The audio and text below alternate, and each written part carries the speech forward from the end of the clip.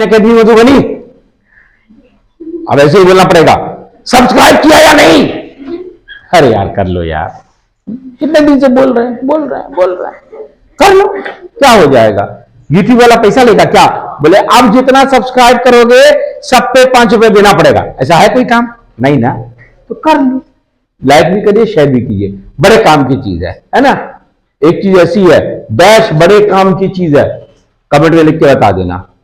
मैं नहीं बताऊंगा, अभी 10th का एग्जाम है ना, अभी मैं ये सब बात नहीं बोलूंगा, तब अभी नहीं बोलूंगा, 10th एग्जाम के बाद बोलूंगा। चलो देखिए, समांतर श्रेणी का एक सवाल है और 1 नंबरी में ही आएगा, 2 नंबरी में नहीं आएगा, ठीक है ना, क्योंकि 2 ही लाइन में आंसर ही आएगा। अब बिहार बोर्ड में जो पेपर कंपोज करते हैं, बनाते हैं, वो मुझ जैसे भी इतने शरीफ नहीं है कि इसके लिए 2 नंबर दे दें आपको। 1 ही नंबर मिलेगा, ऑब्जेक्टिव में निशान लगाना रहेगा आपको। देखिए क्या निशान लगेगा। यदि प्रथम पद ए है, ये कोई कहने की बात है, प्रथम पद ए ही होता है, सही बात है। पदांतर डी है, पदांतर, अरे पता नहीं क्या क्या बोलते हैं, बताओ, पदांतर है ना, यानी डिफरेंस जो है क्या है, डी है। एन पदों का योगफल बताइए, एन पदों का योगफल। देखिए, पदों का योगफल मालूम करने के लिए 2 सूत्र हैं हमारे पास, गौर से देखिएगा, एक बस आंसर इसी में बता दूंगा। एक सूत्र है एस एन बराबर n/2 गुना ब्रैकेट में a प्लस एल। ध्यान दे रहिएगा, बड़े काम की चीज है। और इस सवाल के अंदर में एक और सूत्र भी आप समझ रहे हैं। और एक फॉर्मूला है एस एन बराबर n/2 गुना ब्रैकेट में 2a प्लस n-1 गुणा डी, ब्रैकेट क्लोज्ड। एक ये फॉर्मूला है, एक ये फॉर्मूला है। एस क्यों लिखते हैं उसको समझ लाइए।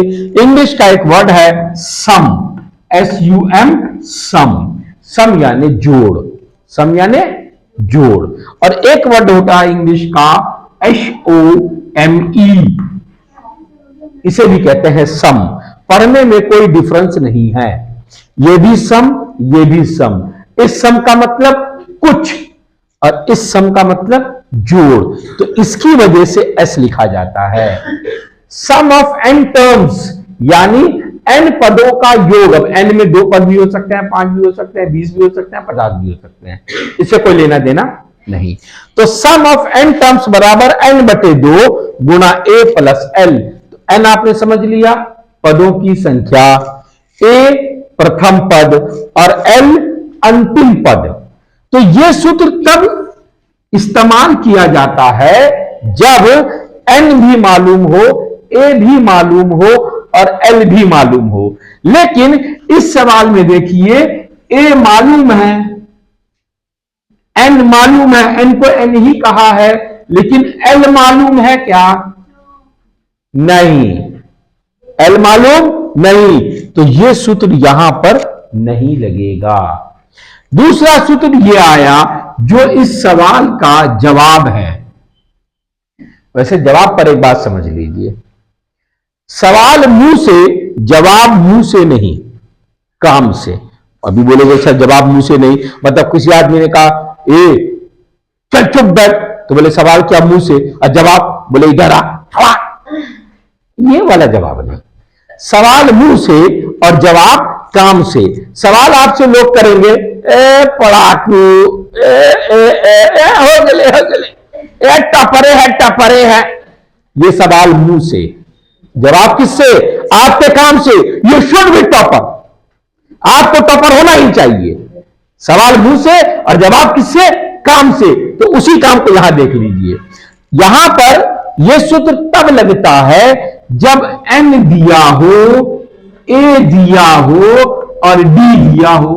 और इत्तेफाक की बात है, चिकन बिरयानी का सारा मसाला मौजूद है। ये n दे दिया, a दे दिया, b दे दिया, तो जाओ हमने भी आपको जवाब दे दिया। यही इसका आंसर होगा। Sn is equal to n/2 गुना 2a प्लस n-1 गुना d। इसका जो ऑप्शन आएगा उसमें दोनों ऑप्शन यूजुअली दे दिया जाता है और पहले इसी को लिखता है, ताकि बच्चे की नजर पहले इसी पे गई तो उसको लगता है ये भी Sn है, ये भी Sn है, और गलती में बच्चे इसको टिक कर देते हैं। फॉर्मूला ये भी सही है, लेकिन ये तब सही है जब अंतिम पद दिया जाए तब। अंतिम पद नहीं है, संस्कार नहीं हो सकता। इधर से शुरू कीजिए, यही इसका सही आंसर है। Thank you.